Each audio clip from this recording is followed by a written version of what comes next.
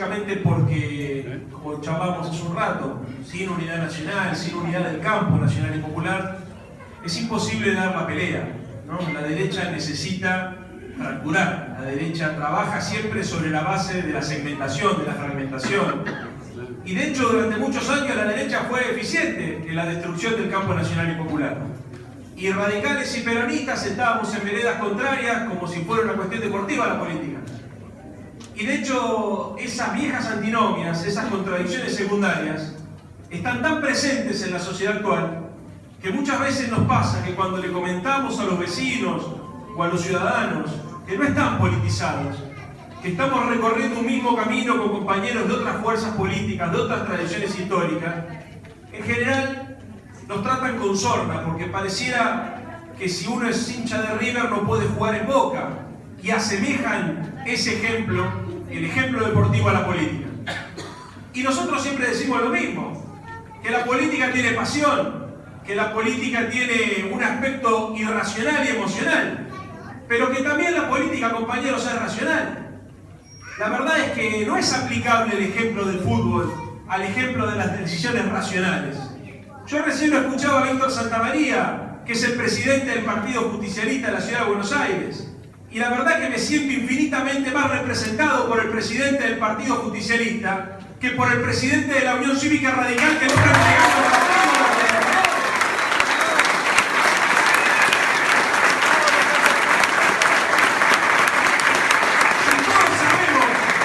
Si todos sabemos que la Unión Cívica Radical y el peronismo se fundaron para pelear contra el poder. Nosotros no somos un partido de poder, somos un partido de contrapoder, todos nosotros. Y ni hablar de los compañeros que vienen de la izquierda, del Partido Comunista, o de las distintas vertientes históricas de la tradición nacional, de la izquierda nacional. ¿O qué tiene que hacer el radicalismo al lado de los gerentes de las multinacionales que recién describía Víctor? Si cuando yo me hice radical porque Hipólito Yrigoyen nacionalizó YPF. ¿Y qué tengo que ver entonces con el señor Aranguren que está entregando?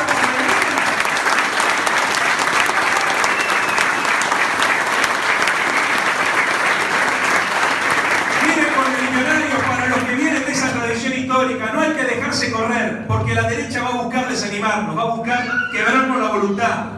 El radicalismo se fundó para pelearse contra los conservadores, no para pelearse contra el peronismo. En la unidad del radicalismo, del peronismo y de izquierda está la construcción del futuro.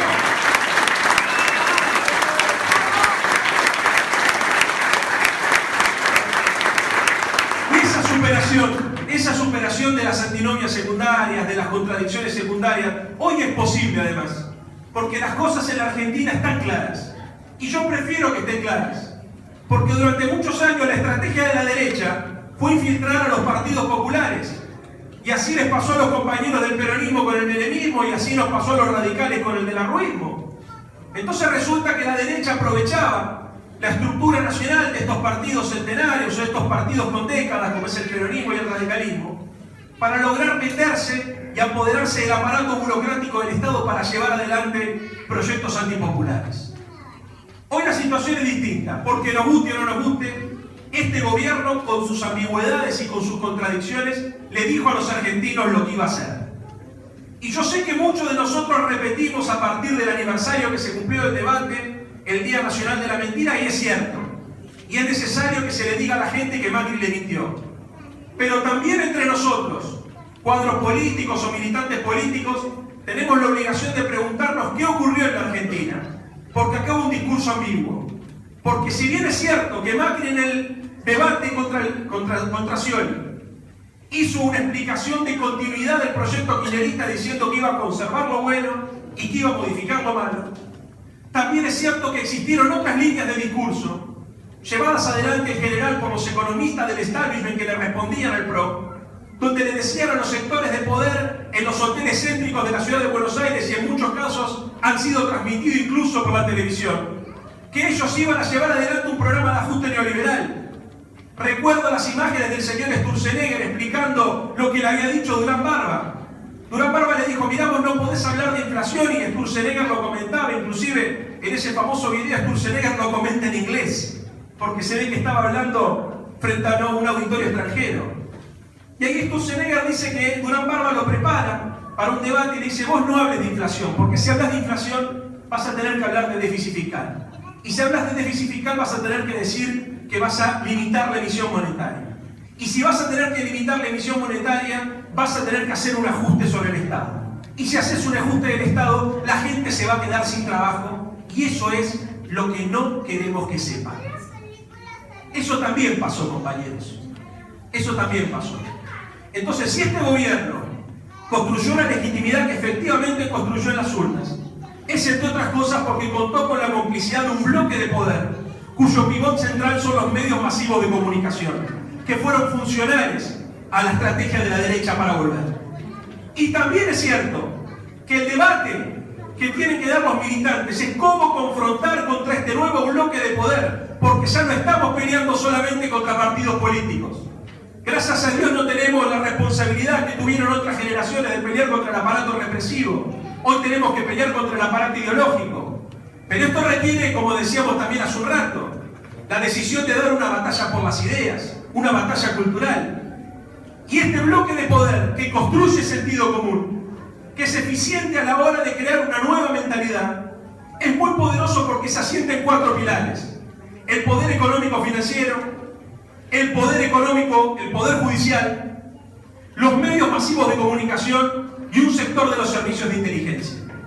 Entonces, la acción política de esta construcción popular tiene que ser inteligente, porque estamos frente a una derecha más sofisticada. No alcanza, compañeros, con repetir las consignas históricas que nos hicieron a nosotros ser parte de este movimiento histórico. Nosotros necesitamos ser más inteligentes a la hora de interpelar a la sociedad, porque la sensibilidad que está construyendo este proyecto político es una sensibilidad que parte de la idea de la desigualdad. Ellos están retrayendo la conquista en términos de los valores que se construyó y se acumuló en estos últimos 12 años. Y lo hacen sobre la idea de la meritocracia. Mientras nosotros expresamos la idea de la movilidad social ascendente, basado en un concepto de solidaridad y además de una democracia participativa, la derecha hoy está desarmando esas conquistas sociales a partir de un retroceso cultural y nos propone una suerte de monopolio del individualismo. Por eso hace muy bien Víctor en decir la necesidad de defender la política. Porque la derecha, para hacer esto que está haciendo, necesita quebrar la política, vaciar la política, quebrar las instituciones.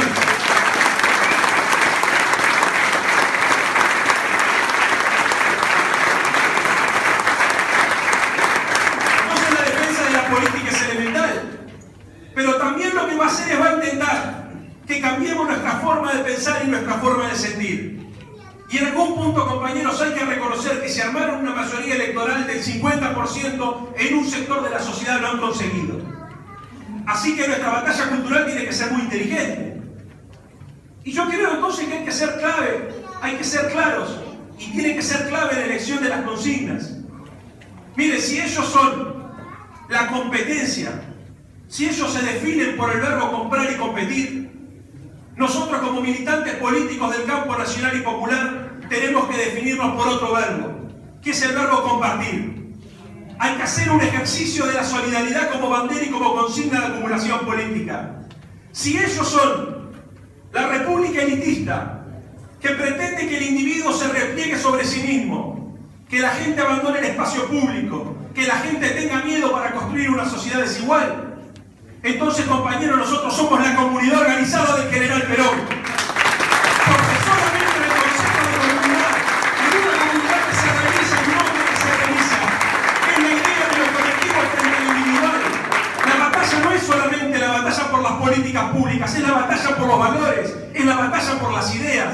Hay una concepción, un paradigma político diferente. Acá no estamos discutiendo entre Macri y Cristina. Son dos concepciones de ciudad, son dos concepciones de país y seguramente deben ser dos concepciones también de provincia. Porque tiene que ver con cómo organizamos a la sociedad. Eso es en definitiva lo que estamos discutiendo hoy en la Argentina. Ellos quieren una sociedad desigual. Por eso han inyectado dinero, transferencias económicas multimillonarias en dólares, en la punta de la pirámide social. Y ahora, como saben que la situación social es insostenible por las tensiones que han generado, están intentando inyectar dinero en la base de la pirámide. Pero no para terminar con la pobreza, sino para contener a la pobreza, para conformarla con un pollo de fin de año. ¿Y saben por qué? ¿Y saben por qué? Porque ellos no pretenden terminar con la pobreza.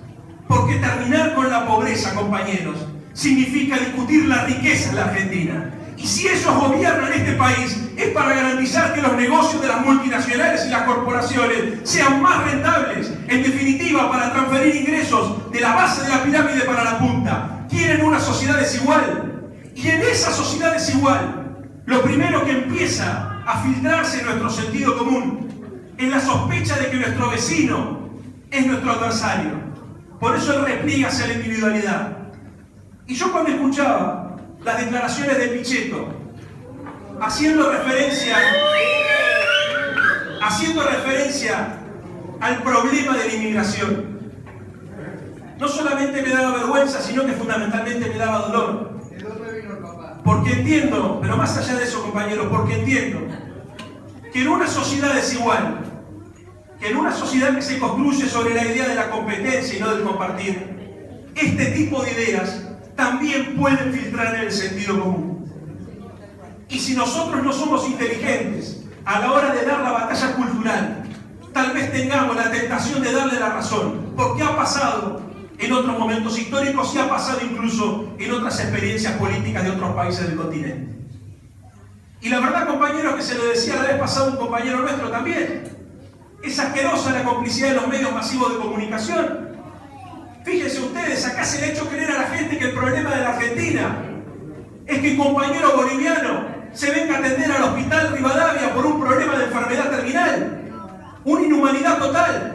Todos sabemos perfectamente que el problema de la Argentina, en todo caso, son los extranjeros que están al cargo del JP Morgan y que se vienen a llevar la cabeza de la Argentina.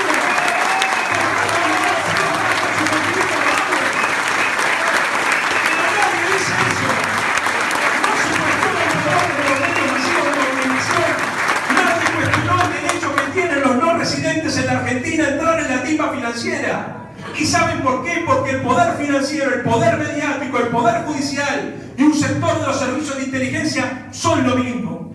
Entonces, ¿cómo enfrentarlo? Con muchachos y compañeros hay que construir una nueva mayoría. Pero una mayoría no es solamente una mayoría electoral. ¿Es necesario construir una mayoría electoral? Sin duda. Pero necesitamos fundamentalmente construir una mayoría política. Y una mayoría política es más difícil de construir porque implica ponernos de acuerdo en ideas básicas, ponernos de acuerdo en un programa, ponernos de acuerdo en una práctica política y recién después elegir los mejores candidatos, las mejores compañeras y los mejores compañeros. Y esta nueva mayoría, como bien dijo Cristina en abril cuando habló en Comodoro Pi, implica reconocer que hay una nueva sociedad. La sociedad de hoy no es la sociedad del 2011. Ella no nos vino a hablar de recrear la mayoría del 54%. Porque hubieron cambios en la estructura social. Hoy son distintos los temores, son distintos los deseos. Hay otros grupos sociales. Incluso hay otras generaciones. Cada 5 años se incorpora una generación a la política que no está siendo interpelada por nosotros. Que está siendo interpelado por el discurso conformista y consumista del PRO. Hay que estar atentos con eso. El que crea que la juventud esquinerista se equivoca, la juventud también es un terreno de disputa cultural. Y ellos tienen la capacidad de penetrar culturalmente porque su propuesta se monta sobre la comodidad de la idea del capital. Y en definitiva, para la derecha, es mucho más fácil hablar desde la antipolítica y sumar en términos políticos para su causa, porque alcanza con pedirle a los pibes que sean solamente consumidores, que sean objetos pasivos. Por eso ellos te piden que votes por un buen gobierno que te va a resolver los problemas. La idea de una democracia delegativa. Entonces, ¿a qué vamos con todo esto? Hay que ser capaces de interpelar este sector social, armando una nueva mayoría, con nuevas herramientas políticas, con nuevas ideas. Es necesario construir nuevas categorías de análisis, nuevos conceptos, que nos permitan no solamente hablarnos a nosotros. Es necesario, por supuesto que es necesario.